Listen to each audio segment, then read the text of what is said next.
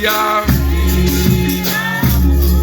Et vérité, l'amour, l'amour est là.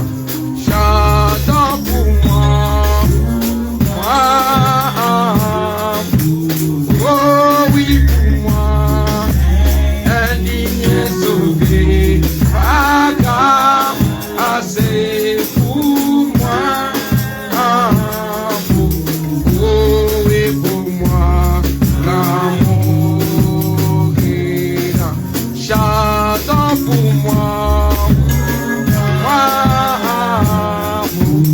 Oh oui, pour moi, un digne sauvé, pas grave, assez pour moi.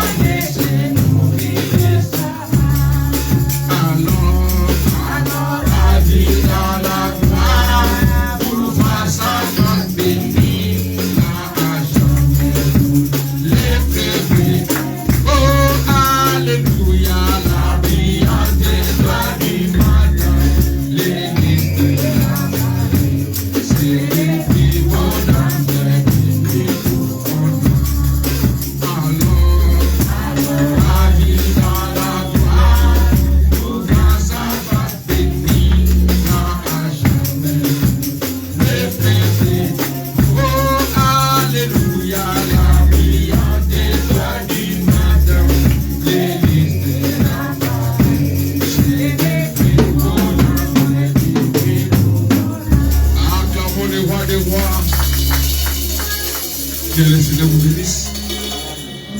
Lèvons-nous pour la parole de Dieu. Nous prenons le livre de Luc, tel qu'écrit là, les autres là. Je vais entrer dans les détails quand on va. Luc chapitre 15.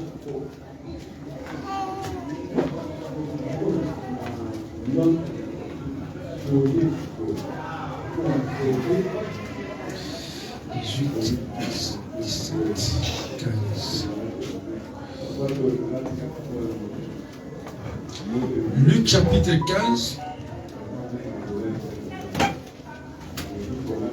le verset 7 au verset 10. La parole dit ceci. De même, je vous l'ai dit, il y a plus de joie dans le ciel pour un seul pécheur qui se répand que pour 99 justes qui n'ont pas besoin de repentance. Ou quelle femme, si elle a 10 drachmes et qu'elle en perde une, n'allume une lampe, ne balaye la maison et ne cherche avec soin jusqu'à ce qu'elle la retrouve. Lorsqu'elle l'a trouvée, elle appelle ses amis et ses voisines et dit: réjouissez-vous avec moi, car j'ai trouvé la drachme que j'avais perdue.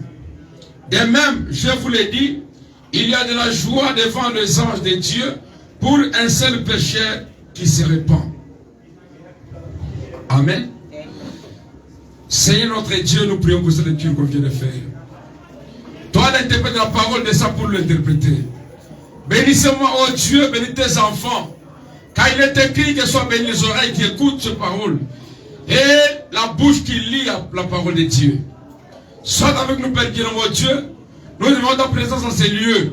Descends pour nous couvrir de tes ailes, pour nous combler la joie, pour nous environner la colonne de feu, pour nous sécuriser. Bénis chacun d'entre nous, Père.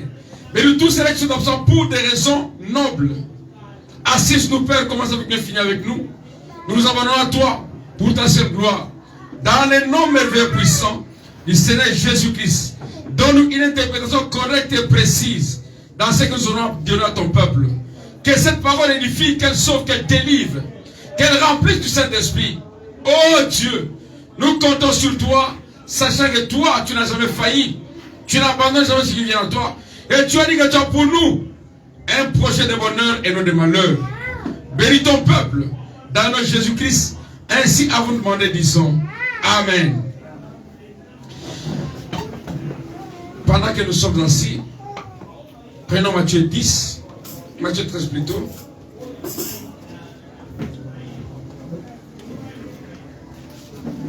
Matthieu 13.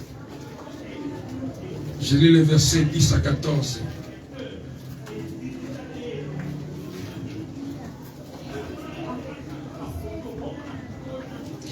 Matthieu 13, 10 à 14. C'est trop loin. La parole dit ceci. Les disciples s'approchèrent et lui dirent: pourquoi leur parles-tu en parabole? Jésus leur répondit: parce qu'il nous a été donné de connaître le mystère du royaume des cieux, et que cela ne leur a pas été donné. Car on donnera à celui qui a, et il sera dans l'abondance. Mais à celui qui n'a pas, on ôtera même ce qu'il a. C'est pourquoi je leur parle en parabole. Parce qu'en voyant, ils ne voient point. Et qu'en entendant, ils n'entendent ni ne comprennent. Et pour eux s'accomplit cette prophétie d'Ésaïe. Vous entendrez de vos oreilles, et vous comprendrez, vous ne comprendrez point. Vous regarderez de vos yeux, et vous ne verrez point. Car le cœur de ce peuple est devenu insensible. Ils ont endurci les oreilles, et ils ont fermé leurs yeux, de peur qu'ils ne voient de leurs yeux et qu'ils entendent de leurs oreilles, et qu'ils ne comprennent de leur cœur, qu'ils ne se convertissent et que je ne les guérisse. Mais heureux sont ceux qui sont vos yeux parce qu'ils voient et vos oreilles parce qu'elles entendent. Amen. Je vais encore au verset 44 à 46.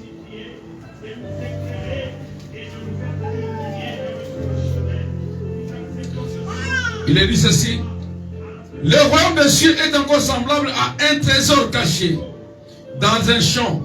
L'homme qui l'a trouvé les caches.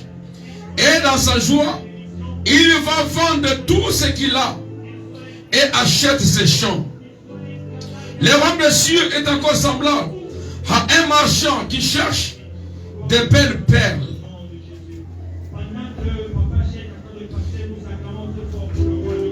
Il y a des pages qui sont placées ici.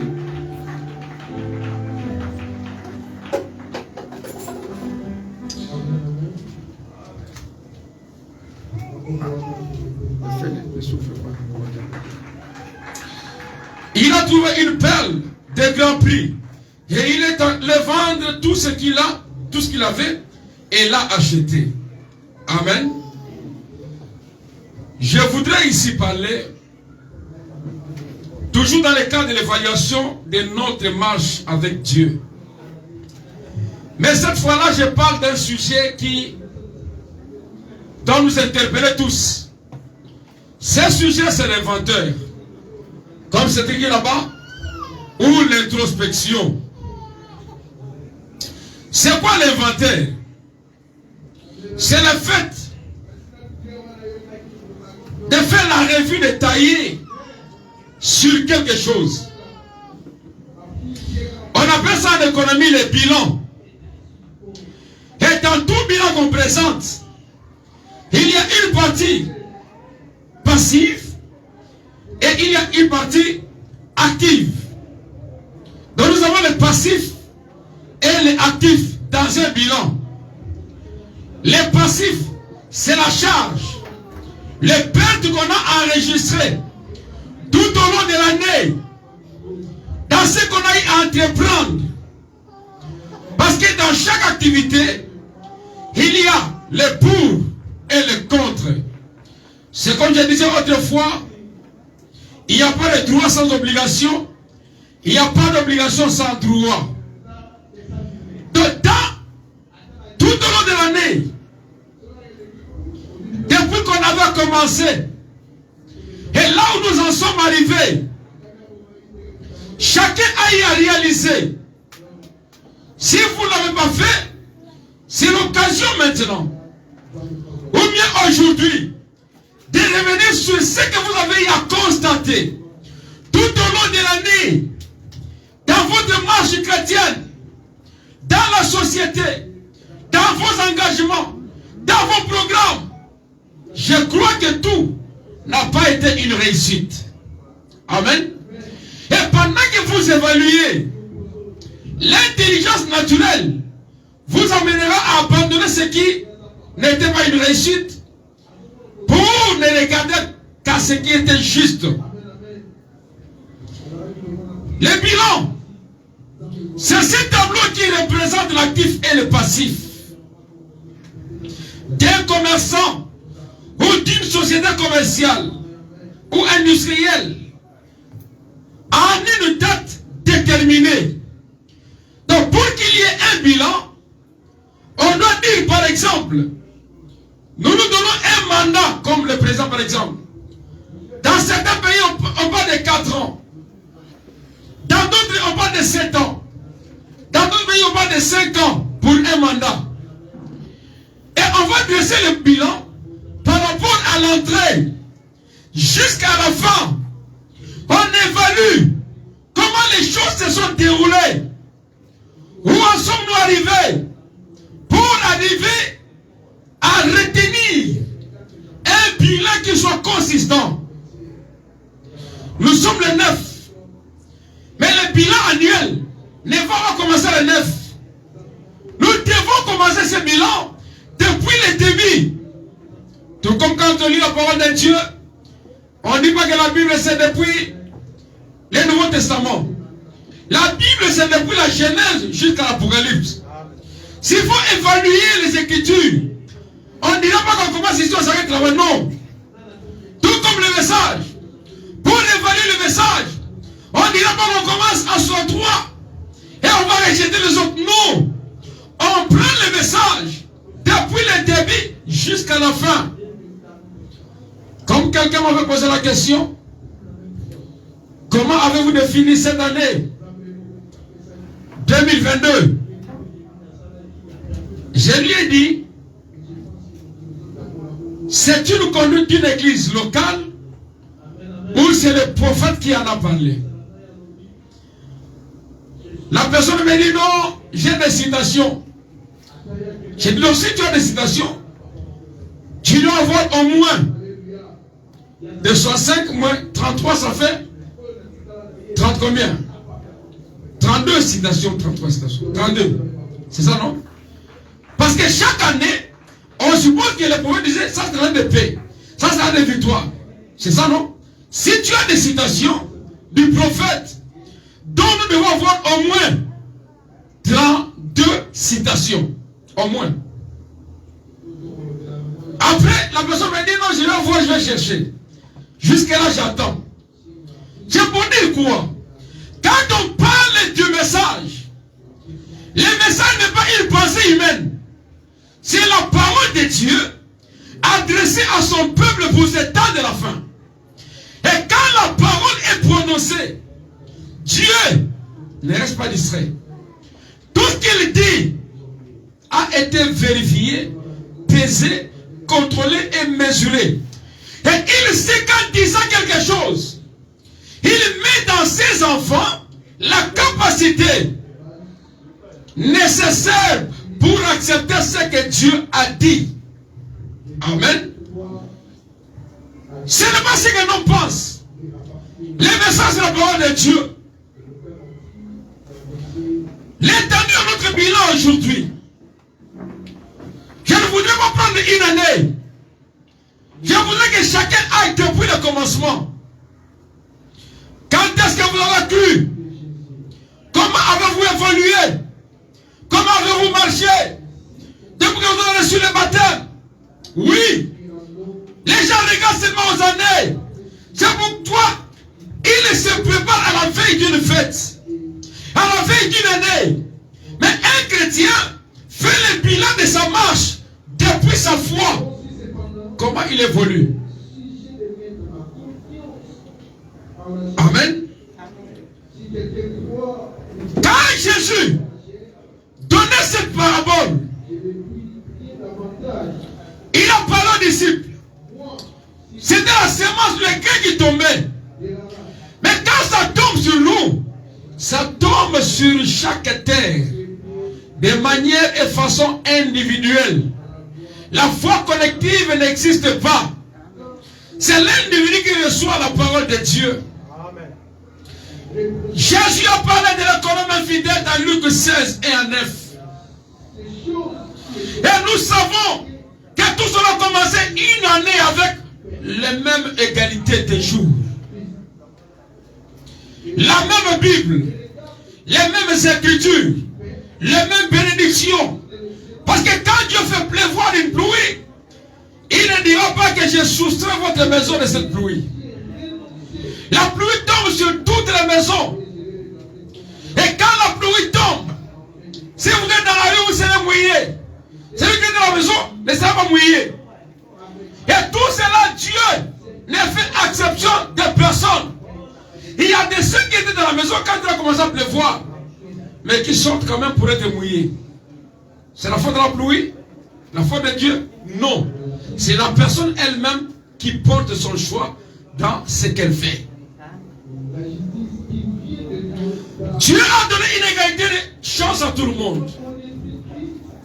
Il a fait grâce à tout le monde de voir cette année.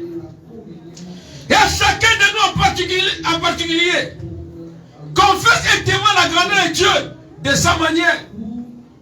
Comme j'ai manqué de vous le dire, nous avions prié pour une requête ici le mercredi et le vendredi. On devait opérer une dame cette semaine. Elle avait l'appendicite, c'était aigu. Elle était même tombée, on l'a amenée à l'hôpital pour la réanimation et tout ça. Mais après qu'on ait prié ici, en attendant qu'on nous donne les produits pour qu'on aille l'opérer, je ne sais pas, le vendredi ou le samedi, on va là-bas, il y en a plus, donc c'est parti. Nous bénissons Dieu pour cela. Donc chacun reçoit selon la foi qu'il a dans la parole de Dieu. Et quand vous comptez sur Dieu, rien ne vous sera impossible. Parce que le Dieu que nous servons, c'est un Dieu du possible.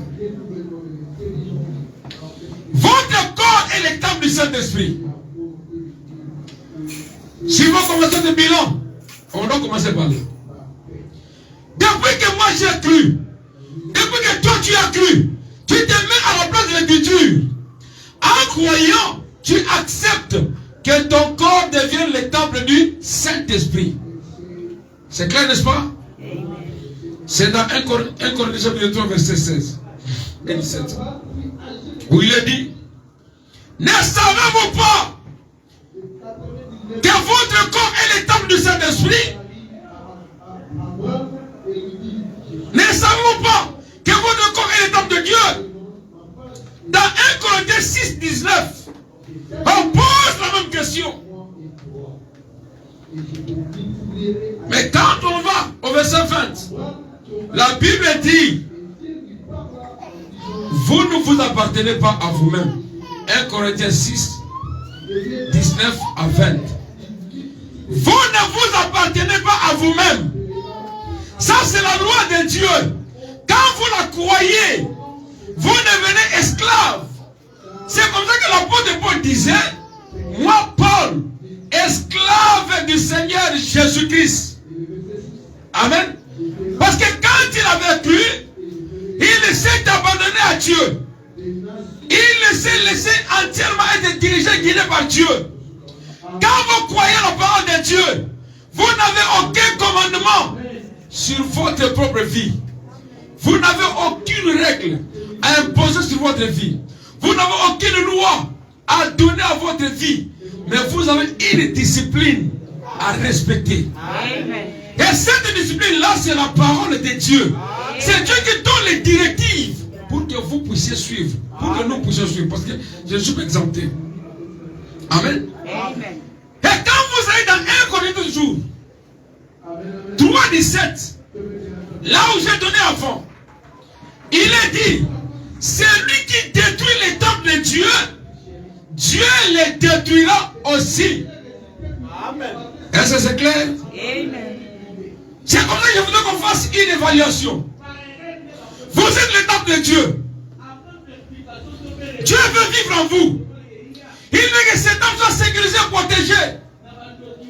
Mais quand vous détruisez le temple, Dieu dit qu'il vous détruira aussi. Mais comment détruire les temples? Les temples de Dieu doivent être saints. Amen. Nous nous appartenons pas nous-mêmes. C'est ce que la Bible dit. Nous sommes les temples de Dieu. Celui qui détruit les temples, Dieu les détruira aussi. Si nous ne respectons pas la parole de Dieu, nous confessons être chrétiens, mais nous vivons contrairement à la parole de Dieu. Dieu dit qu'il nous détruira. Parce qu'en acceptant sa parole, en confessant appartenir au message, croire au message, nous faisons un vœu et les gens nous respectent comme chrétiens. Si nous recevons le respect du monde comme des chrétiens, mais ne vivons pas la parole de Dieu, nous ne sommes pas dignes de l'évangile. Si nous recevons la joie, la gloire, l'honneur, parce que les chrétiens sont honorés. J'étais avec un frère. Il m'a dit, je mets la Bible dans ma voiture ici, parce qu'on m'a dit que les policiers respectent les serviteurs de Dieu. Alors si on m'interpelle, ils voient la Bible, ils ont un peu d'égard et de respect. Mais si votre vie maintenant ne cadre pas avec la parole, donc vous pensez exploiter Dieu. Amen. Vous mettez la Bible pour faire le vie. Mais à l'intérieur de vous, ce n'est pas Dieu que vous servez. Ce n'est pas Dieu que vous honorez. Vous prenez Dieu comme votre échappatoire, votre couverture. Mais Dieu n'a pas promis d'être pour une couverture. Il a promis de vivre en nous. Que lui devienne maître. Qu'il entre à l'intérieur. Qu'il prenne le dessus de nos vies. Qu'il nous conduise. Qu'il nous montre les chemins. C'est comme ça que la parole doit être acceptée. C'est pourquoi se promener avec la Bible et les brochures n'est pas important. Ce qui est important, c'est de se promener avec les lois de Dieu dans le cœur. Car il est écrit, je ôterai ces cœurs de pierre et je mettrai en vous le cœur de chair. Il va écrire sa loi sur le cœur de chair. Et ce cœur de chair, c'est votre cœur à vous et mon cœur. C'est notre vie. Il faut que notre vie devienne une écriture que le monde aura à lire sans fin. Amen. Écoutez mes frères. Le frère Branham a enseigné nous disant que les 5 sens de l'homme sont aussi les 5 portes du péché. Et pour échapper au jugement de Dieu, pour échapper à la colère qui est à venir, nous sommes appelés, nous chrétiens, à trouver refuge dans le corps de Christ, dans le sang de Jésus, dans sa parole. C'est là où il y a une sécurité qu'on ne peut percer, que le diable ne peut entrer. Si vous lisez la parole de Dieu, vous penserez peut-être que ce que nous disons, ce que nous lisons, il y a que nous qui parlons de l'inventaire, ou c'est le frère Branham qui a parlé de l'inventaire seulement nous. Même dans la Bible, beaucoup de gens ont parlé de l'inventaire.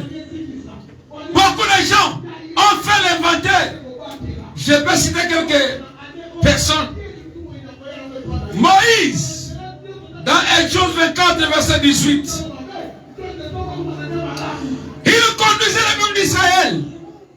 Et pendant qu'il marchait, il est arrivé à Moïse de mettre 40 ans dans le désert pour une distance de quelques jours. Il s'est posé la question, mais qu'est-ce qui m'arrive? Pourquoi ceci doit m'arriver? Pourquoi nous traîner 40 jours ici? Il a convoqué tout le monde. Il est allé consulter Dieu. C'est alors que Dieu lui dira, tournez maintenant vers le nord. Et quand il a tourné vers le nord, il s'est rendu compte qu'il était à quelques pas de là où ils ont mis 40 jours. Imaginez-vous, quelqu'un qui, 40 ans plutôt, quelqu'un qui va à Djobour ici, qui va commencer à tourner, et les frères Branham disent que quand vous tournez comme ça dans la forêt, les Indiens appellent cela marche de la mort. Donc vous savez pas où est-ce que vous allez, pourquoi vous y allez, vous commencez à tournoyer pour rien. C'est comme ça que Moïse s'est rendu compte qu'ils en avaient assez et que le temps était tellement dépassé dans le désert. Il dit, mais Seigneur, qu'est-ce qu'il ne va pas? Il a compris qu'il lui aurait fallu l'inventaire pour mettre les choses en ordre. Et quand il a fait l'inventaire, il a mis les choses en ordre, ils ont retrouvé le chemin. Qui est encore dans la Bible? Après lui, c'était Josué. Dans Josué chapitre 7, verset 21 jusqu'à 26. Josué marchait avec son armée.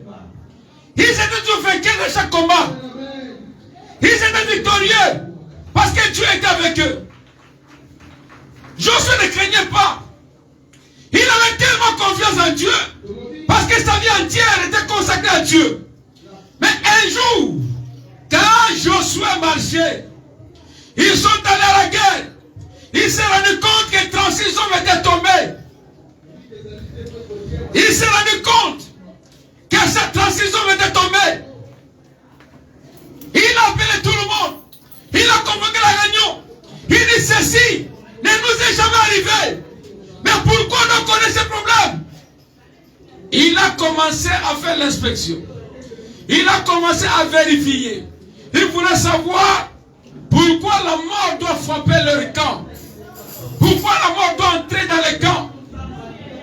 Mes frères, quand les échecs entrent, quand la mort entre, quand la maladie entre, quand les problèmes entrent, mais faites l'inventaire. Parce que Dieu ne permettra pas que quelque chose de mauvais vous arrive. Et quand quelque chose arrive, il doit y avoir une raison pour laquelle cette histoire est arrivée. Et la raison pour nous les chrétiens, qui fait que le diable vient dans nos vies, c'est le péché. Le péché est une grande porte qui nous amène à la défaite. Amen. Et Josué, quand il a vérifié, après l'inventaire, il appelait tout ce monde-là. Venez, on va voir.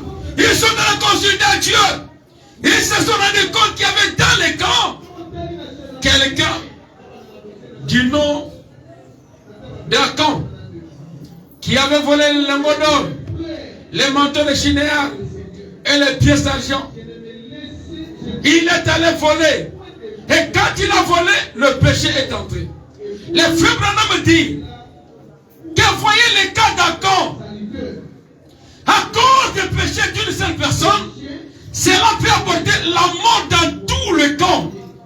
Ceux qui mouraient n'avaient pas péché. Vous comprenez? Mais celui qui avait péché continuait à vivre. Lui et sa famille.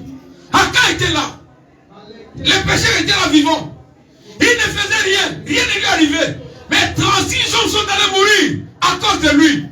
Les frères Branham me disent, le péché d'une seule personne peut empêcher la guérison d'une multitude. C'est pourquoi, mes frères, nous sommes appelés à examiner nos vies. Akan, pourquoi il y a la mort dans le camp? Et quand on a découvert que c'était Akan, lui Akan, qui était censé être le temple de Dieu, lui est devenu un voleur, mais tout en restant dans le camp de Dieu. Josué a ordonné qu'on prenne Akan, qu'on le tue, qu'on le brûle vif.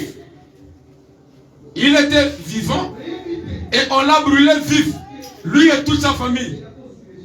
Pourquoi? À cause de son péché, la mort est entrée. À cause de sa méconduite, la mort est entrée. À cause de son intolérance, son indiscipline, la mort est entrée. Ainsi en est-il de la marche de l'église aujourd'hui. Le péché d'une seule personne peut entraîner la mort de plusieurs personnes. C'est comme ça qu'il est très intéressant. Il est utile pour nous les chrétiens de toujours prier. Quand vous priez, vous savez que dans votre cœur, vous ne pouvez pas prier sans commencer par la repentance. C'est clair, n'est-ce pas? Et quand vous vous repentez, même Dieu devient incapable de vous frapper. Sa colère s'atténue. Parce que pour prier, il faut que l'onction de Dieu repose sur vous. Que l'onction vienne sur vous. Et quand l'onction de Dieu est sur vous, c'est Dieu lui-même qui est sur vous. Et puisqu'il est sur vous, sa colère devient impuissante, inactive. Amen. Après Akan, la troisième personne c'était Samson. Samson est venu avec une mission pour délivrer les enfants d'Israël. Samson s'est lancé dans le champ. Il a commencé à montrer les exploits. Et le monde était conscient. Les gens voyaient que Dieu était avec lui. Il a montré de quoi il était capable. Avec le mâchoire d'un cheval, je ne sais pas. Il était capable de vaincre ou de battre combien de Philistins? 1000. Il les a tués en un jour. Il était capable de démontrer la puissance de Dieu. Démontrer aux gens que Dieu était réel. Et il a fait. Les gens voyaient Samson. Mais quand il a péché, la puissance de Dieu l'a quitté. Il est resté là. C'était le même Samson avec les yeux crevés. Mais qu'est-ce que Samson a fait? Samson est rentré consulter Dieu. Il a fait l'inventaire de sa vie. Il a regardé, c'est pas moi qui frappais les gens. C'est pas moi qui étais puissant. C'est pas moi qui étais ceci ou cela. Mais pourquoi ceci m'arrive? Samson est rentré. Il dit à Dieu, Seigneur, encore une fois, pour que je venge mes ennemis. Quand les choses semblent ne pas aller, faites l'inventaire. Revenez à Dieu. Amen. Et quand Dieu a écouté Samson, c'est alors que Dieu lui a donné encore la force. Une dernière fois pour que les gens voient que réellement cet homme-là avait Dieu. Après on a le patriarche Job. les épreuves, la souffrance, les problèmes. Il a fait l'introspection. Il a regardé sa vie. Il s'est examiné lui-même. Il dit, mais Seigneur, qu'est-ce qui ne va pas? Il a regardé derrière lui. Il s'est rendu compte qu'il n'avait jamais péché. Qu'il n'avait jamais commis quelque chose d'impur. Il a compris que ça venait de correct et droite. Et comme ça venait de correct et droite, il avait l'autorité, la puissance, cet honneur, cette grâce de s'avancer vers Dieu pour lui dire, Seigneur, qu'est-ce qui ne va pas dans ma vie? Les frères Madame dit, non, la Bible dit, si votre cœur, votre conscience ne vous reproche de rien, vous avez de l'assurance devant Dieu. C'est ce que Job avait compris. C'est comme ça que malgré les moqueries, malgré ce que les gens disaient, Job a fini par dire, je sais que mon Rédempteur est vivant. Amen. Même Jésus lui-même, après avoir accompli sa mission, avant d'aller à la croix, au calvaire, il est allé prier. Dans Jean 17, 4 à 12. Jésus est allé prier. Mais dans sa prière, il a fait l'inventaire. Il dit quoi? Je te loue, Père. Quand de tout ce que tu m'as donné, je n'ai perdu aucun. C'est un inventaire ou non? Il a fait un inventaire. Il a dit qu'il n'a perdu aucun, sauf le fils de la perdition. Donc Jésus a fait l'inventaire. Il a compris que de tout ce que Dieu m'a donné, je n'ai rien perdu, sauf le fils de la perdition. Et pourquoi il l'avait perdu? Parce que ce fils-là était prédestiné à la perdition. Amen. Donc en réalité, ce n'est pas Jésus qui l'a perdu, mais il était né perdu. Amen. Amen. Amen. Et si chacun de nous maintenant doit répondre à cette question sur sa mission sur la terre aujourd'hui, vous avez reçu le message. Et le frère Malom dit que vous êtes le messager de ce message. Quel est le message que vous apportez aux gens?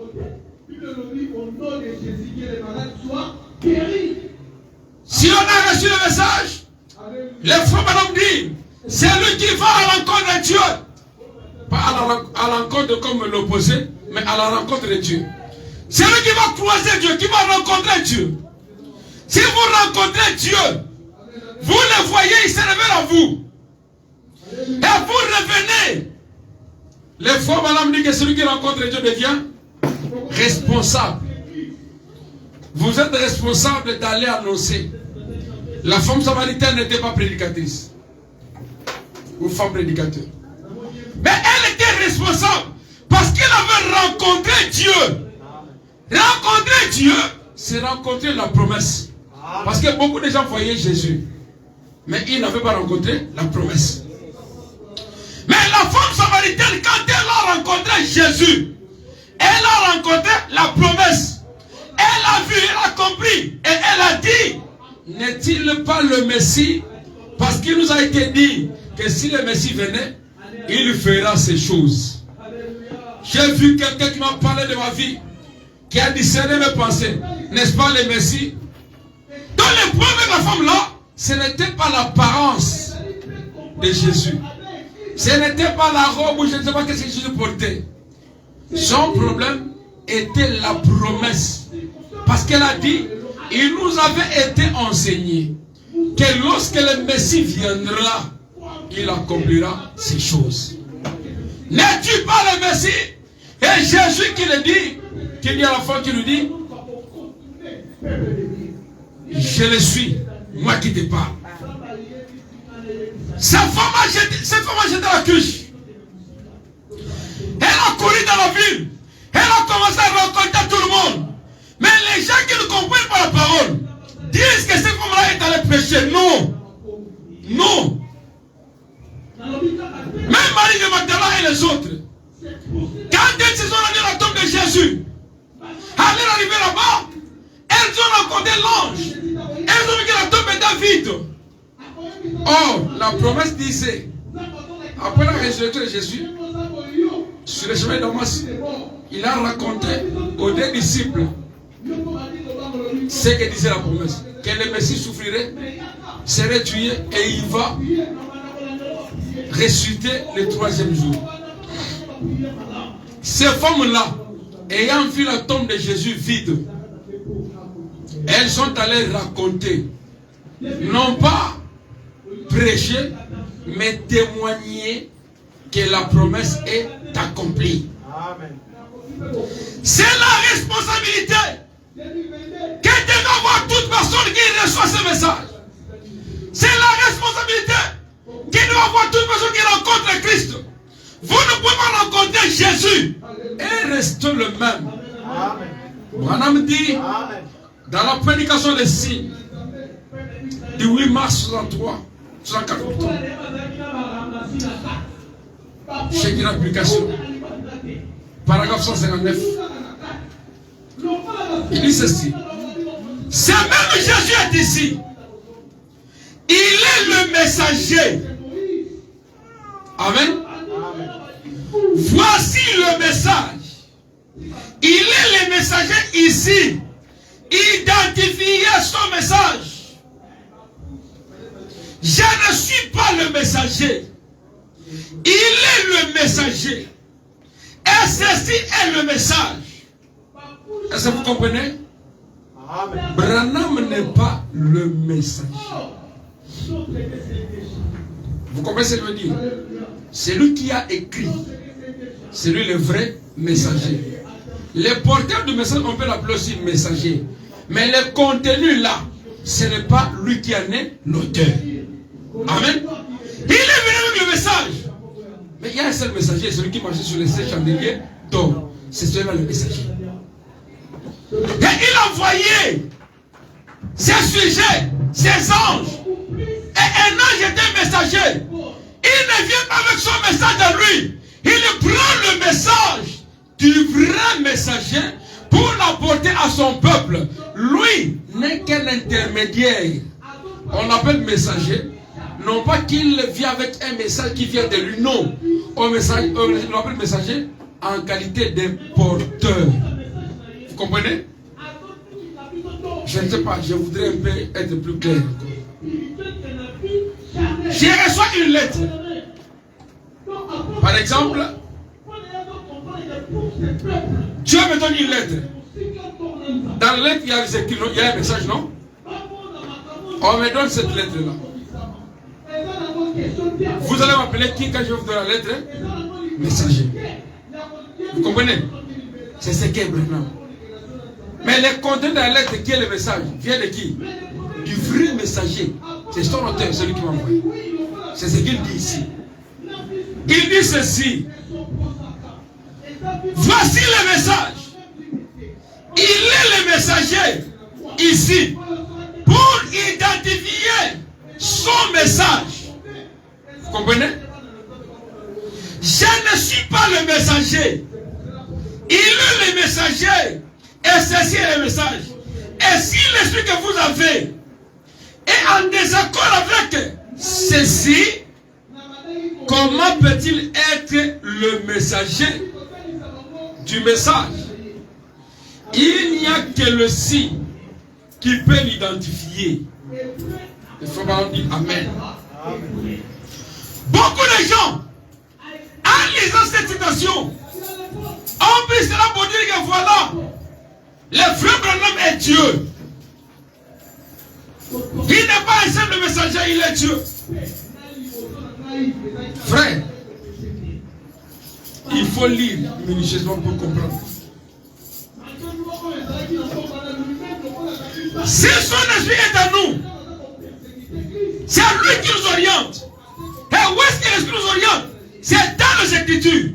Si l'esprit qui est en vous vous amène en d'autres Écritures, ce n'est pas l'esprit de Dieu. Parce que Dieu, avant qu'il n'envoie le message, avait commencé par vous créer. Il a placé en vous les capacités, les prédispositions, pour que vous soyez capables de recevoir le message quand le message viendra. Amen. Si quelqu'un ne reçoit pas le message, à lui, il n'y a pas une terre appropriée pour recevoir ces messages. Dans les avoirs de Dieu, c'est pourquoi on parle de la prédestination. Avant que les messages ne viennent, vous étiez créés. Amen. Vous étiez dans la pensée de Dieu. Et quand le message vient rencontrer la profondeur qui était dans votre cœur, créé par Dieu et plaçant vous par Dieu. C'est comme ça que beaucoup de personnes ne croiront jamais à ce message. Pourquoi? Parce qu'en eux, il n'y a pas la semence de Dieu. Amen. Maintenant, nous tirons ce sujet de l'inventaire dans la prédication du prophète sur la seconde venue. Prêché le 17 avril 54. Les frères Branham comparent cette parabole qu'on a lu ici à la venue du Seigneur Jésus-Christ. Il dit que cette femme qui avait des drachmes à l'époque, les drachmes représentaient les alliances que nous portons aujourd'hui. Il y a quelqu'un qui avait dit, les frères Branham ne parlent pas d'alliance. Pourquoi nous portons des alliances? On doit enlever cela, tout ça, tout ça. C'est vous qui ne voulez pas comprendre, qui ne voulez pas lire. Mais les frères Branham dit qu'à l'époque, on portait cela à la tête comme une couronne. Et il y avait des drachmes qu'on mettait. Il dit que chaque drachme représentait quelque chose. Une vertu par rapport à la femme. Cette drachme veut dire fidélité. L'autre veut dire féminité. L'autre veut dire maternité.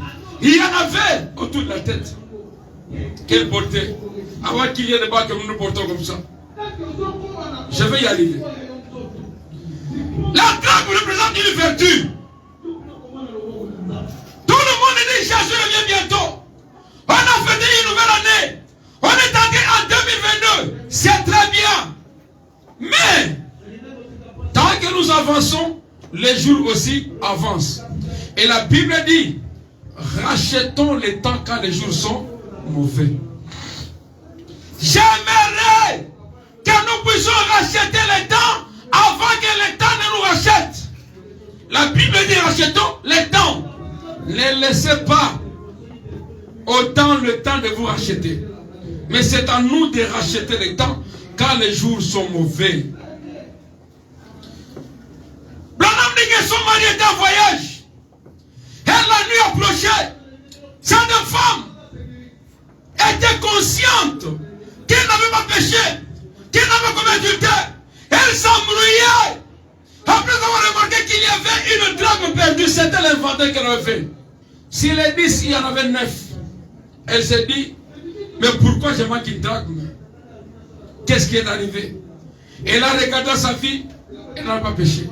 Elle n'a pas commis adultère. Elle a regardé partout.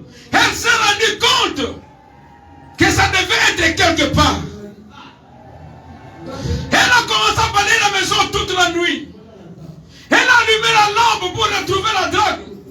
N'oubliez pas, la parole nous dit que sa parole est une lampe à nos pieds. Le psaume 119, 105.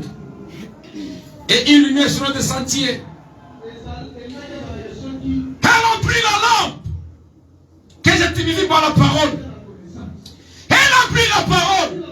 Elle a commencé à balayer. Balayer.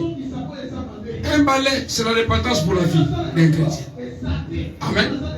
Vous commencez à balayer votre cœur. Vous commencez à faire l'introspection. À chercher qu'est-ce qui n'a pas marché. Surtout sur le plan spirituel. Pourquoi? Les gens font des calculs. J'ai acheté une belle maison. Une nouvelle voiture. Un beau bâtiment, c'est très bien. Mais Jésus ne vient pas chercher ceux qui ont acheté des bâtiments.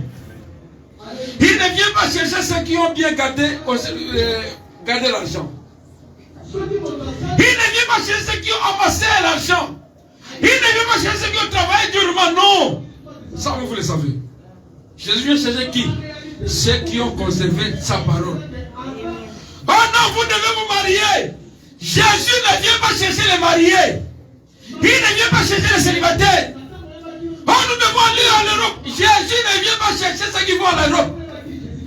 Jésus vient chercher ceux qui ont cru à sa parole et qui la vivent.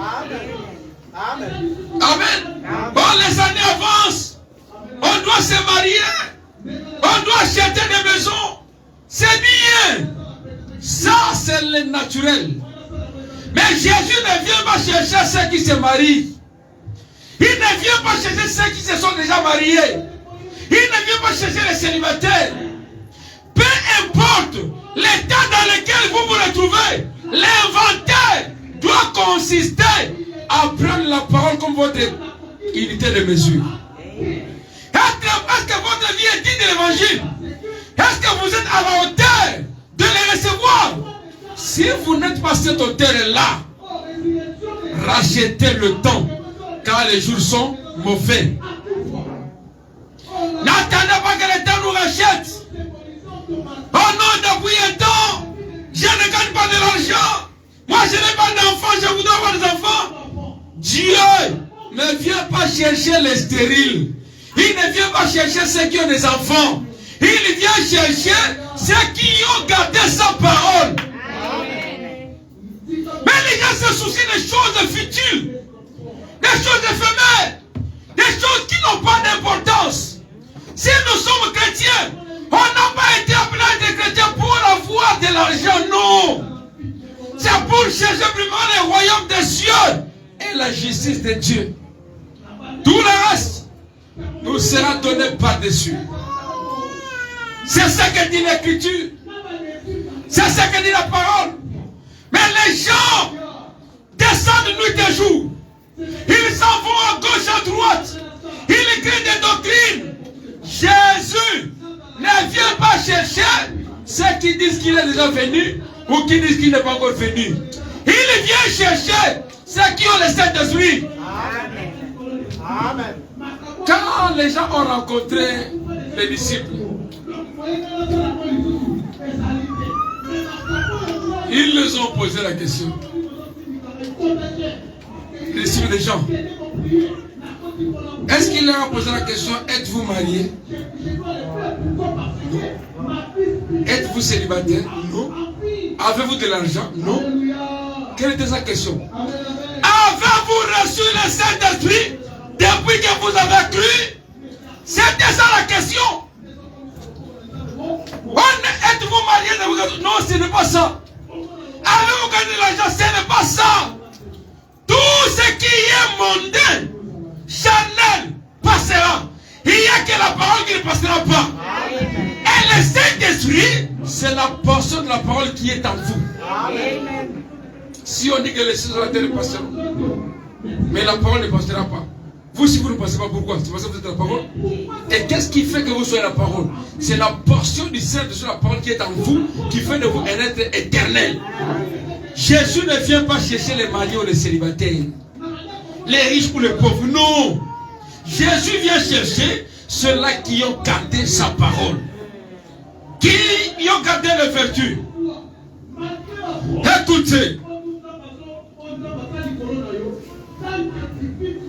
Jésus a dit, je m'en vais vous préparer une place. Il y a plusieurs demeures dans la maison de mon père. Et un frère m'a posé la question hier, il dit, j'ai lu cette citation ici, ça m'embrouille.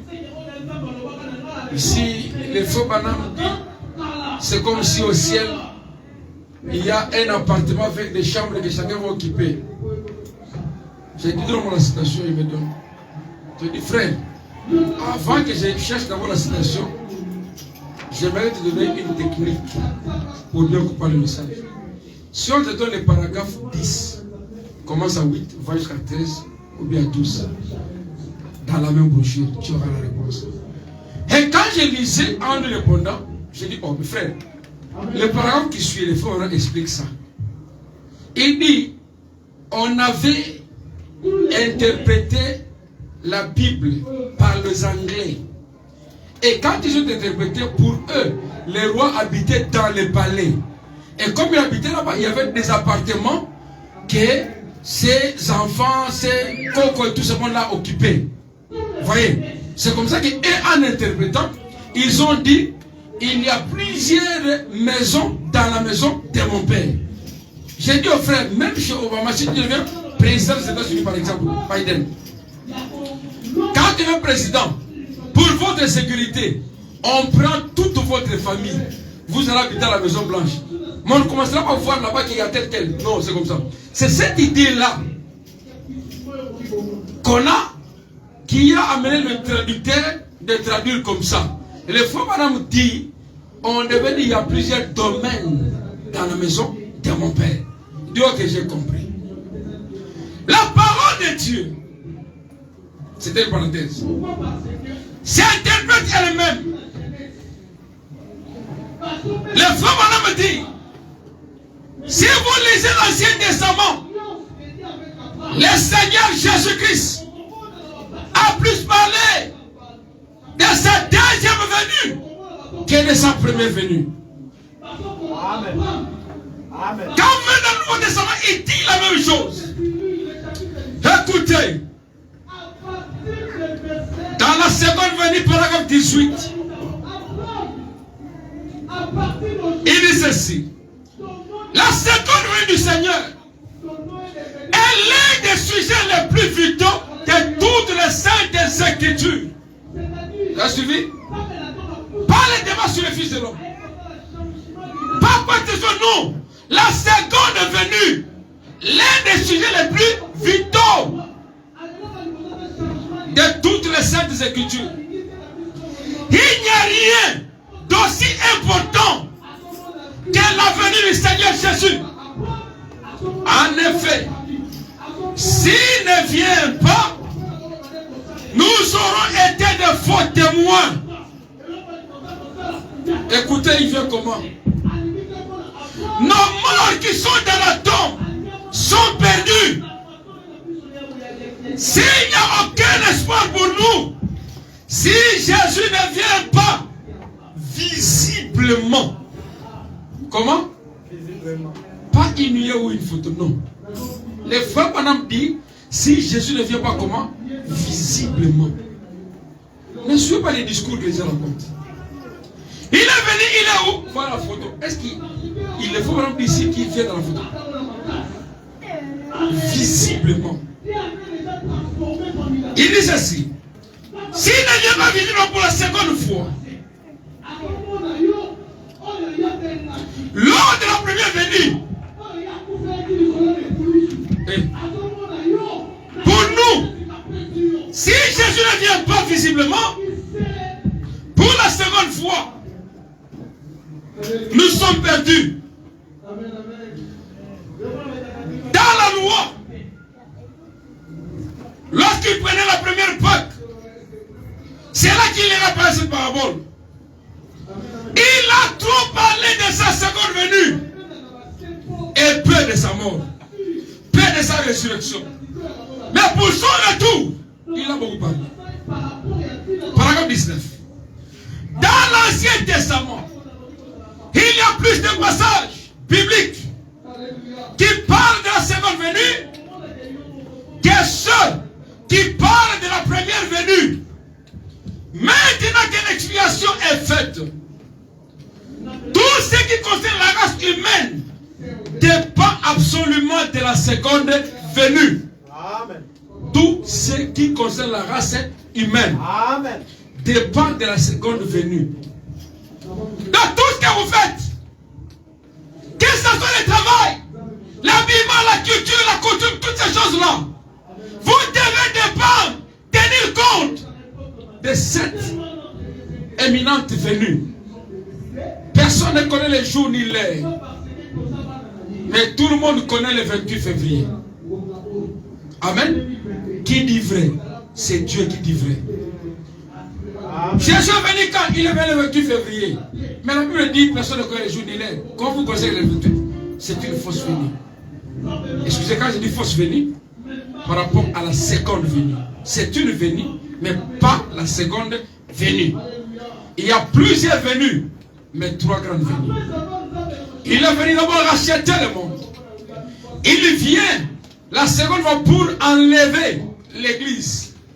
Et quand il vient, lui, c'est la venue.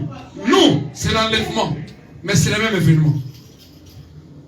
Quelqu'un m'a dit, hier ou avant-hier, la seconde venue est un processus. J'ai dit oui. C'est depuis. Tu dois croire. Tu dois recevoir le baptême. Tu dois recevoir le Saint-Esprit. C'est pas un processus. Vous parlez de processus, c'est quoi? C'est une marche, non? Maintenant, vous voulez qu'on fasse quoi? Quand vous croyez, c'est une étape. La justification. Quand vous sanctifiez, c'est une étape. C'est un processus. Et à la fin, qu'est-ce que vous attendez? C'est l'enlèvement, non? Alors, s'il y a c'est tellement fait, non? Il m'a dit non, toi tu ne comprends pas. J'ai dit frère, comment ne pas citer? Cette histoire-là, on a déjà lu, débattu, ça n'a pas. Je parlais avec le pasteur Dan, il dit les gens qui sont surpris de parler des doctrines. Les doctrines, on en a déjà discuté depuis les années 90, c'est déjà dévolu. Tout le monde sait qui a tort, qui a raison, c'est dévolu. Et tout ce monde-là, il y a personne qui a une situation, c'est dévolu. Amen. Personne, alors personne ne viendra avec une sœur qui dit que Jésus est venu. Il n'y en a pas, il n'y en aura pas. Ce sont des choses dépassées, démodées. On n'a même pas à en parler. Les auteurs de ça, ils commencent à dire qu'il est venu, il est en vous, en moi. C'est que les gens n'ont pas. Mais s'il est en vous, en moi, c'est le Saint-Esprit, non? Il est venu à la Pentecôte. C'est pas le 28. Prenons dit ceci. Paragraphe 20. À ce sujet, écoutez son avis. À mon avis, à la lumière des Écritures, il ne reste aucun autre espoir pour l'Église en dehors de la seconde venue du Seigneur. Amen. Donc si Jésus ne vient pas, on n'a pas d'espoir. Les morts en Christ sont perdus. C'est comme ça que Paul, quand il a écouté les gens dire que les morts seraient déjà ressuscités, quelle était sa décision? Il dit, de quel avec vous? Avant que je ne vienne là-bas, livrez ces gens-là à Satan, chassez-les de l'église, pour qu'ils apprennent à ne plus blasphémer. Pourquoi? Parce qu'ils ont dit que la résurrection de mort avait eu lieu. La résurrection de mort, quand ça a lieu, la seconde venue suit, non? C'est ça. Parce que les gens là vont réciter pourquoi? Pour aller dans l'enlèvement. Et la Bible dit, nous ne dévancerons pas ceux qui sont morts. Ils sont récités, vous n'avez encore pas crié au message. Il est venu, vous n'avez pas encore crié, vous n'étiez même pas né. Vous êtes né au ciel ou sur la terre. Des choses pour embrouiller. Cette citation devait nous introduire dans la nouvelle année. Savoir si Jésus revenait aujourd'hui, il va vous trouver dans quel état? Que serons-nous à son retour?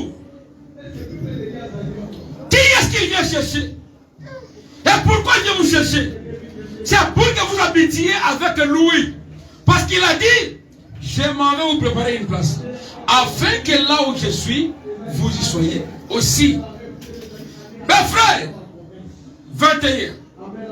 En ces temps-là, l'un des temps les plus horribles que les croyants et les pécheurs, pour les croyants et les pécheurs, n'aient jamais vécu.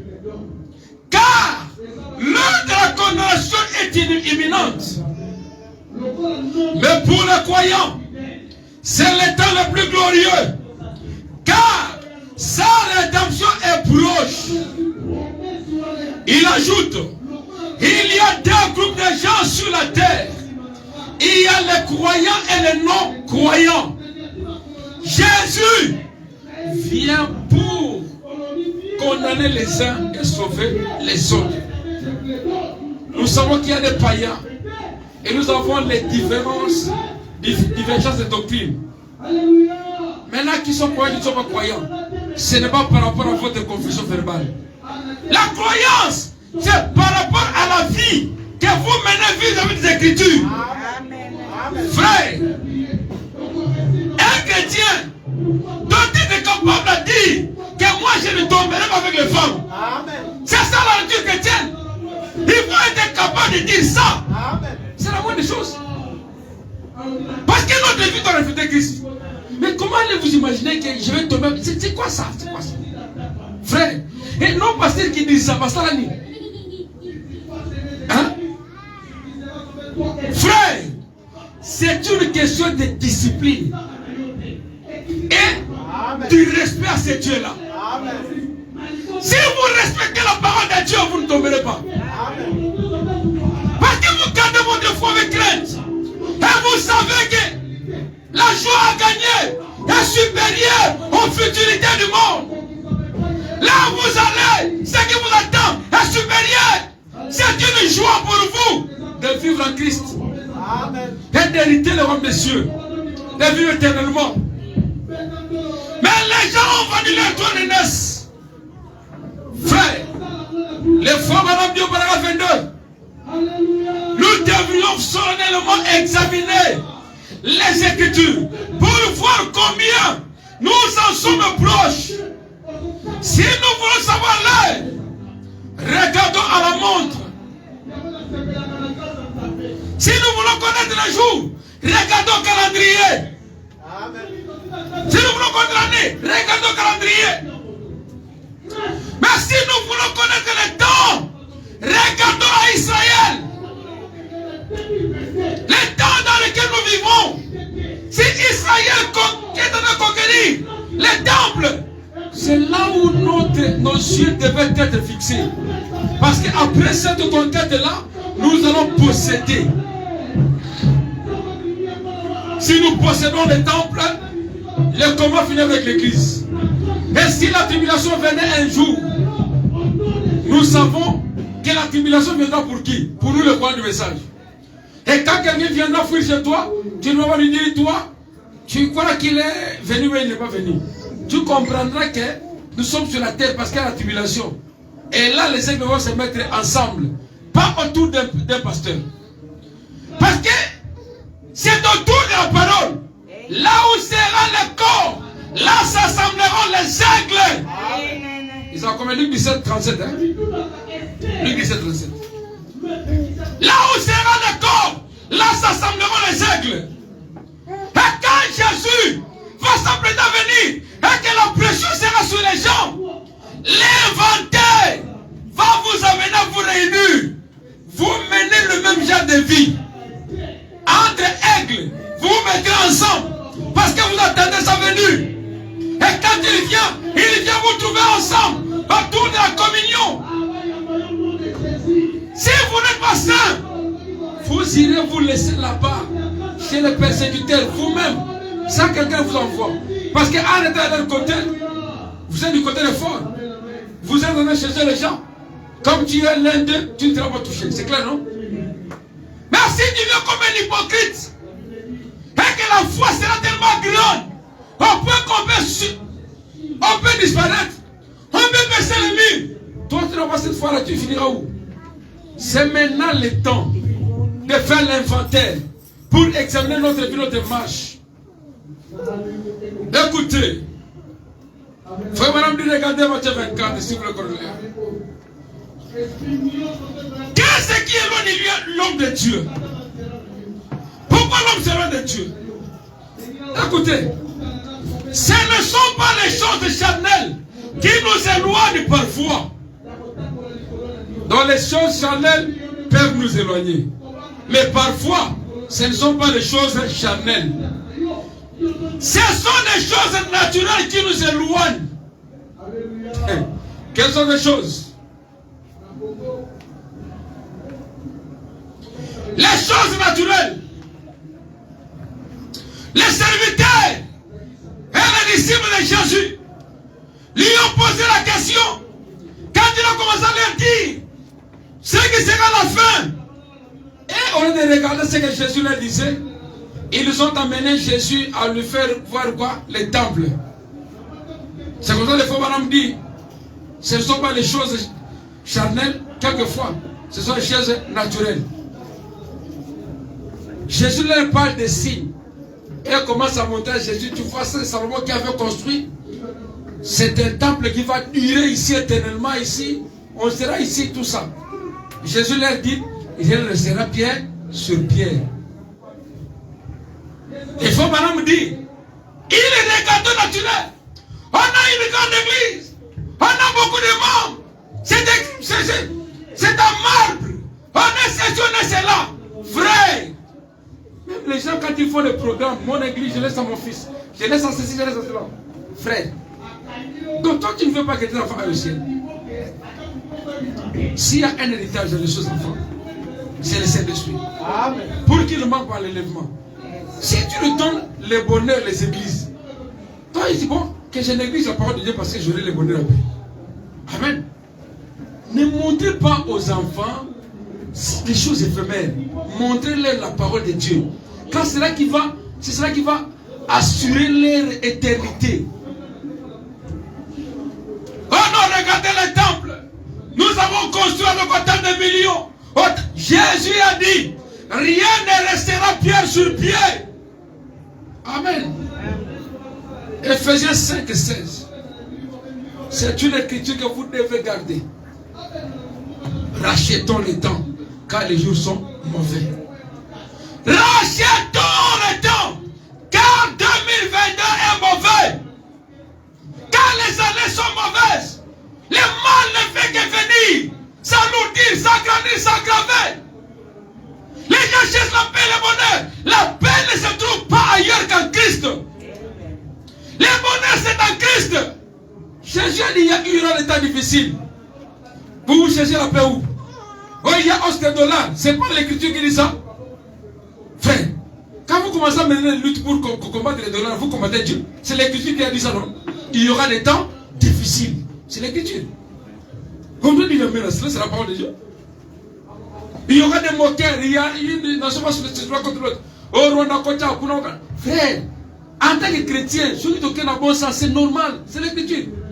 Ne disons pas seulement amen quand on dit que vous êtes guéri, amen. Non, toutes les écritures doivent être vécues.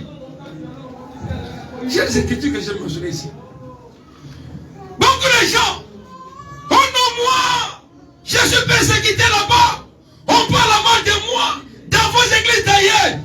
Lisons cette écriture. Prenez d'abord Matthieu chapitre 5, verset 11 à 12. Matthieu 5, 11 à 12. Vérifiez un peu et demandons, vous voulez que cette écriture s'accomplisse chez qui? Comme vous ne voulez pas qu'on parle mal de vous. Vous voulez qu'on parle mal de qui? C'est l'écriture, non? Matthieu 5. J'ai le verset combien? 11 et suivant. Je peux lire. Et serez-vous lorsqu'on vous outragera, qu'on vous persécutera, et qu'on dira faussement de vous toutes sortes de mal à cause de moi. Qu'est-ce qui suit? Réjouissez-vous et soyez dans la allégresse, parce que votre récompense sera grande dans les cieux. Car c'est ainsi qu'on a persécuté les prophètes qui ont été avant vous. Tu es guéri, amen. On t'a outragé, je me fâche. Tu veux que tu dises amen à ça maintenant? Parce que toi tu es chrétien. Est-ce que vous comprenez ce que je dis? Amen. Pendant parler mal de moi, je dois fuir l'église. On m'a critiqué, en tout cas moi, je dois me déchaîner. Mais tu veux que cette écriture ici s'accomplisse chez qui? En tant que chrétien, on doit assumer toutes les écritures doivent être appliquées sur nous. Amen. Oh, on m'a ingéré, c'est l'écriture, non? On m'a critiqué, c'est l'écriture. Tu veux que tu dises amen à ça? Je veux que toi tu dises amen à ça. Amen. Et quand les épreuves viennent, on m'a critiqué, je fuis. Est-ce que tu es chrétien? Non. Si tu es chrétien, vis l'écriture, réjouis-toi. Dis gloire à Dieu, amen. C'est l'écriture. C'est pas moi qui l'ai écrit. Nous sommes dans l'église où on veut qu'on parle bien de nous. Non, l'écriture dit, vous serez persécutés à cause de moi. Et soyez dans l'allégresse. Amen. Amen. Une autre écriture. Parce que 2 témoins fera. 2 ou 3 témoins, c'est bon, non? Prenez Luc chapitre 6, verset 22.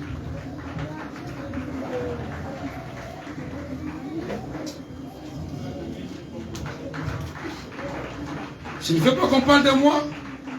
Je ne veux pas qu'on touche à ma vie. Moi je suis ceci, je suis cela. Tu n'es rien, tu es un frère. Tu es une sœur. On ne doit pas mal de toi, car c'est l'écriture. Amen. Il y a quelqu'un qui m'avait dit, toi, dans ton église là, tu n'as jamais dit, tu nous as jamais dit que nous sommes fils de Dieu. Oh, le fils de Dieu, c'est moi qui dois vous le dire. C'est à vous d'avoir la révélation. Ah, même si vous dites que vous êtes fils de Dieu, si vous ne l'êtes pas, vous ne le deviendrez pas. Amen. C'est la vérité. Ah. Dans cette église là, tu n'as jamais dit que nous sommes les fils de Dieu. Oh. Maintenant, quand vous venez ici, vous venez en Haïti.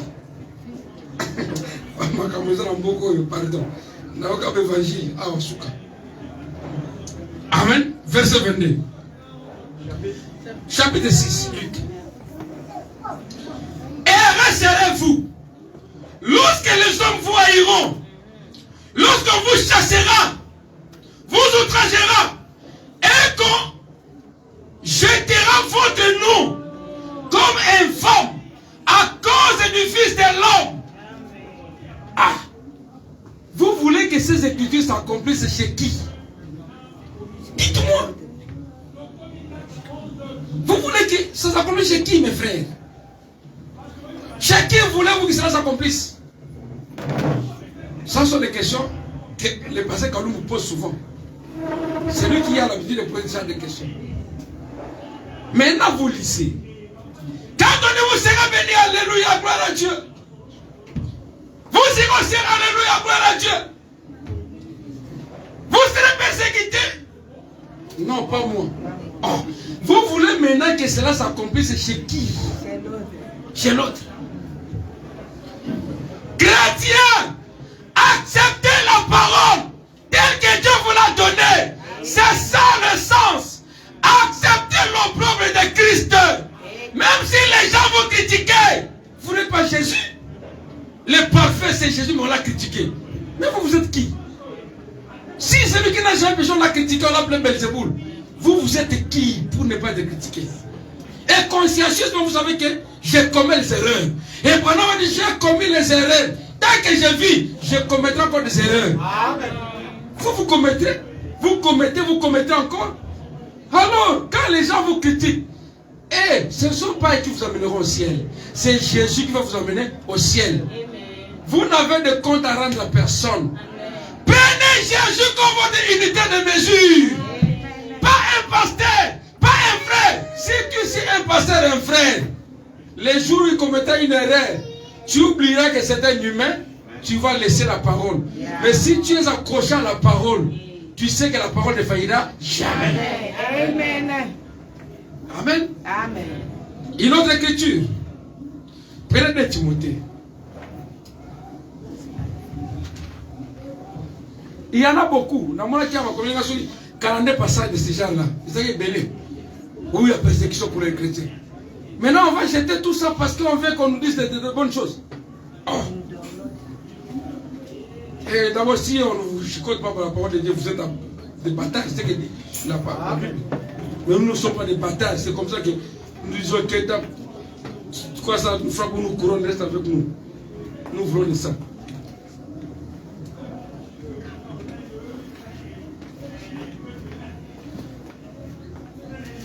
Je dis 1 Timothée. 1 Timothée chapitre 3 verset 12. Qu'est-ce qu'il dit là? C'est 2 Timothée, plutôt pas 1 Timothée, 2 Timothée. 2 Timothée 3, 12. Qu'est-ce qu'il dit? Que je lise. Or, tous ceux qui veulent vivre pieusement en Jésus-Christ seront. Qui refuse ça? Qui refuse? Personne. Personne. Alors ne vous plaignez plus si on vous critique. Si on vous persécute, ne vous plaignez plus. Qui a refusé l'écriture ici? Qui refuse? Qui nous dit clairement que, en tout cas, moi, soustrayez-moi, retranchez-moi de cette écriture-là. Qui? Soyez libre. Hein, de refuser l'écriture maintenant. Comme ça, Quand le frère verra, il dit non, celui-ci ne peut pas persécuter. Là, la personne a refusé l'écriture. Et nous saurons que non, si on veut tourner sur les écritures, non, frère, sois un peu parce que maintenant, on veut condamner. Parce que toi, cette écriture-là, toi, tu n'aimes pas ça. C'est ça, non? Qu'on fasse ça.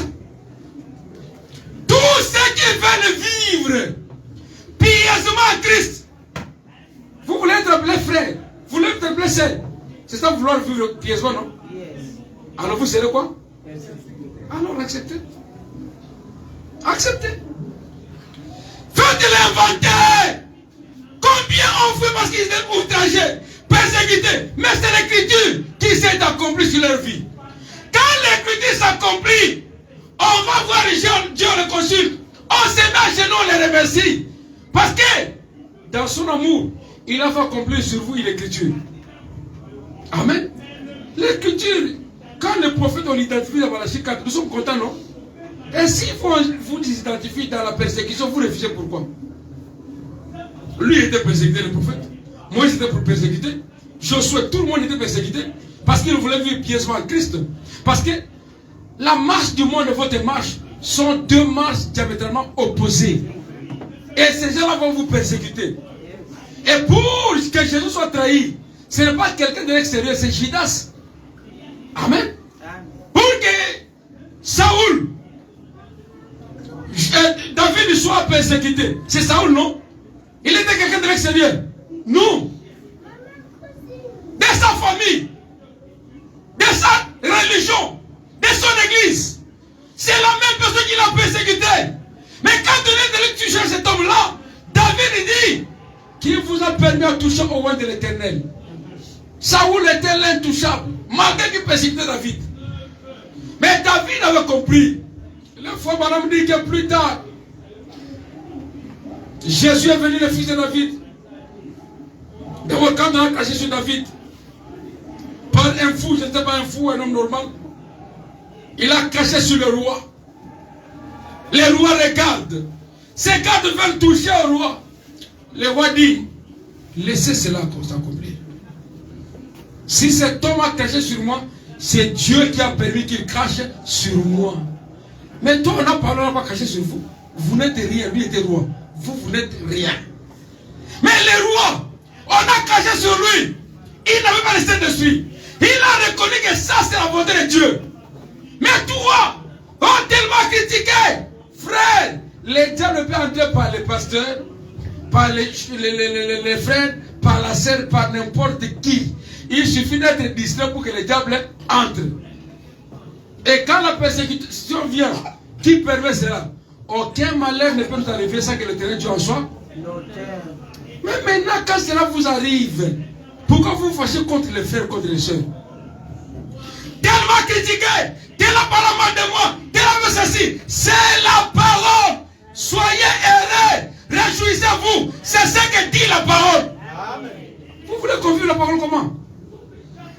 Qu'on chante pour vous, devenez gouverneur. Comme ça, quand vous descendez dans les quartiers, on va vous applaudir, on va vous demander l'argent.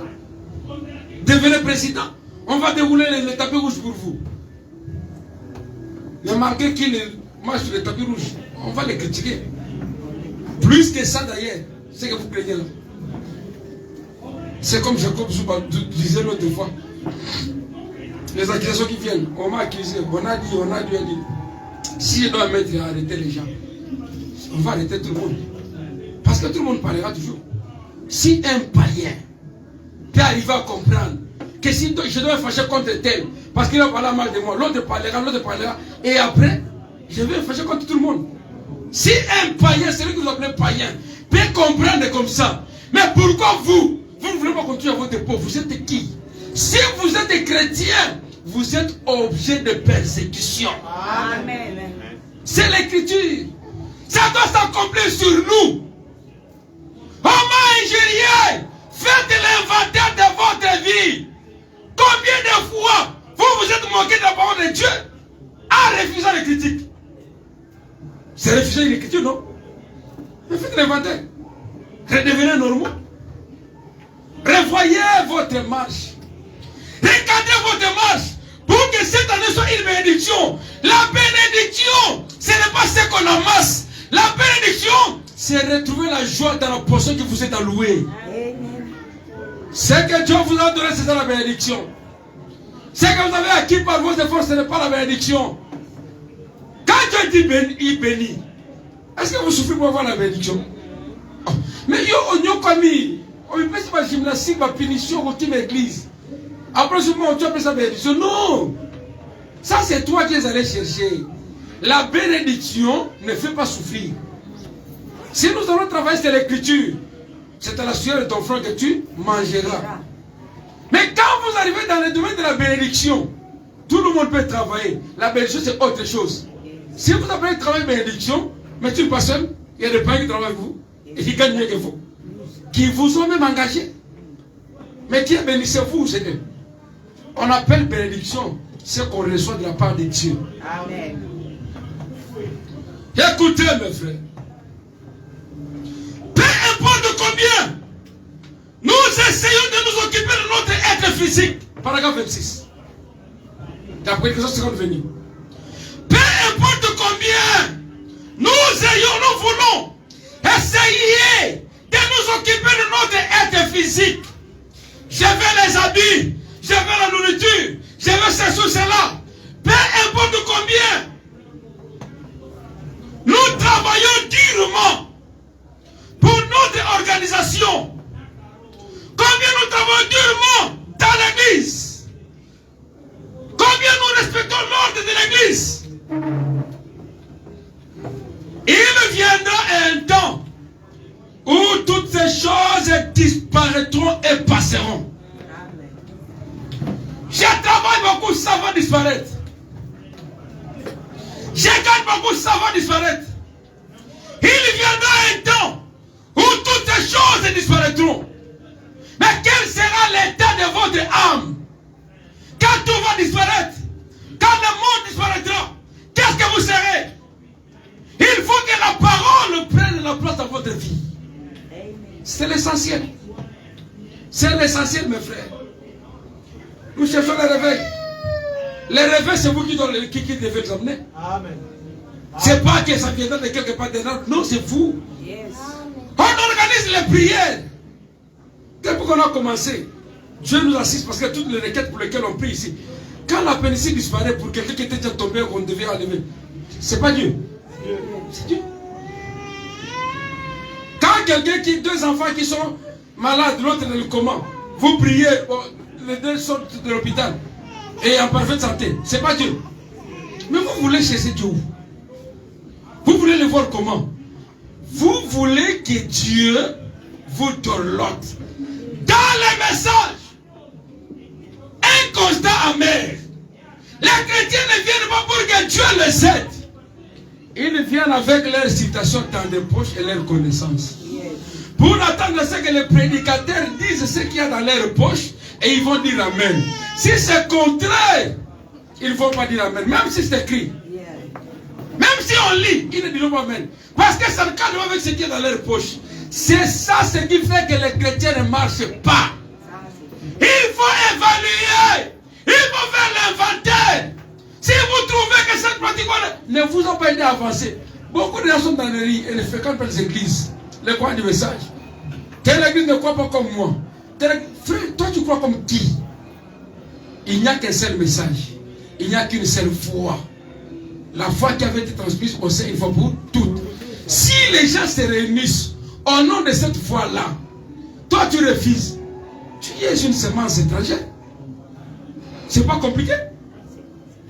Parce que Dieu, par son prophète, a dit si vous allez quelque part et qu'il n'y a pas une église de message, même dans l'église catholique, allez communier. Yes. Si on lit la Bible, dites Amen. Amen. Est-ce qu'à l'église catholique, on apprend déjà à injurier? Ah, vous ne connaissez pas, non? Yes. Alors, vous chrétiens, vous allez là-bas. Ce qui est la parole, vous dites Amen. Ce qui n'est pas la parole, vous mettez de côté. Oh frère, l'inventaire. Quand Dieu dit, c'est lui qui détruit les temples, je les détruirai. Et quand vous avez ces temples-là, qu'est-ce que ça vous donne comme réflexion, comme matière? Les temples de Dieu, vous l'êtes. Dieu va habiter en vous. Si vous détruisez les temples, Dieu vous détruira.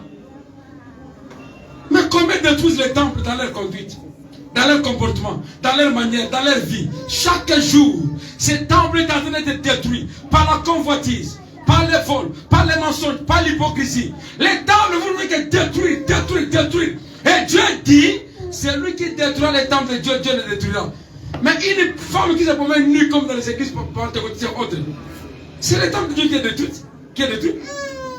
Dieu dit, celui qui détruit le temple, Dieu le détruira. Habillez-vous correctement parce que vous êtes le temple de Dieu. Si vous exposez ce temple-là, Dieu détruira ce temple-là. Il faut que les gens arrivent à comprendre ces choses. Écoutez. Les frères Branham s'étaient inspirés du film Minimum 3. Et ça, l'introduction à la prédication, il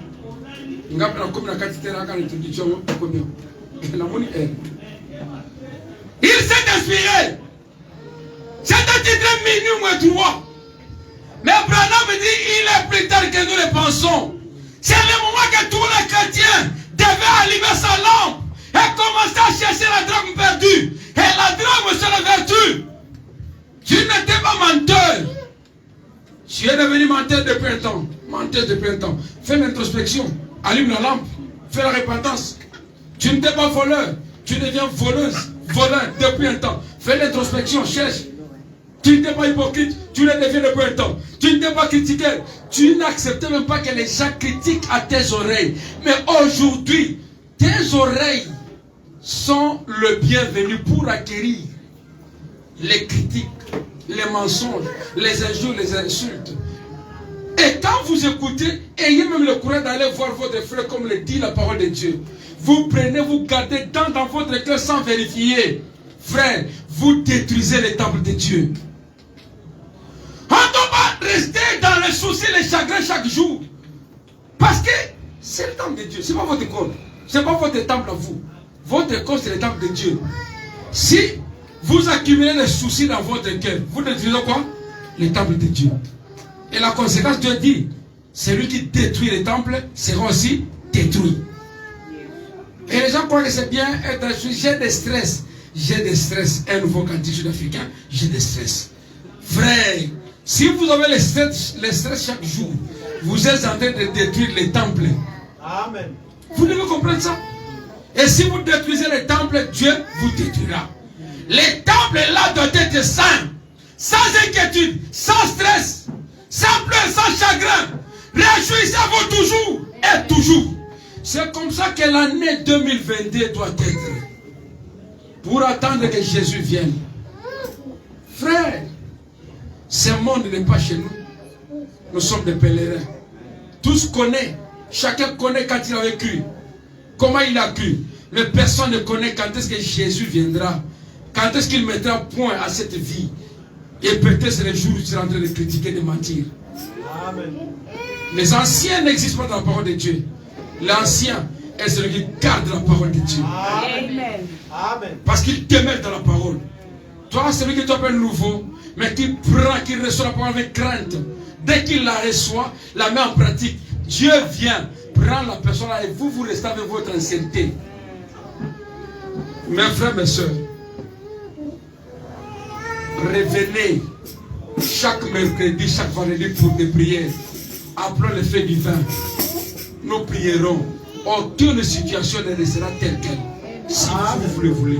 Parce que Dieu a dit tout pour cela. C'est lui qui croit. Amen. Amen. Placez Dieu en premier. Vous réussirez. Que le Seigneur vous bénisse. Amen.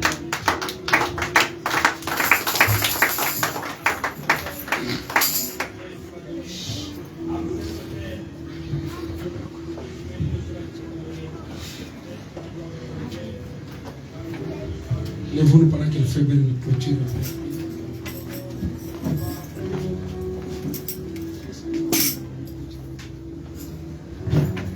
Que le Seigneur vous bénisse. Si nous pouvons nous lever pendant que nous allons prendre les cantiques. Le Seigneur même. Le clavieriste n'est pas là. Nous allons chanter à l'ancienne mode.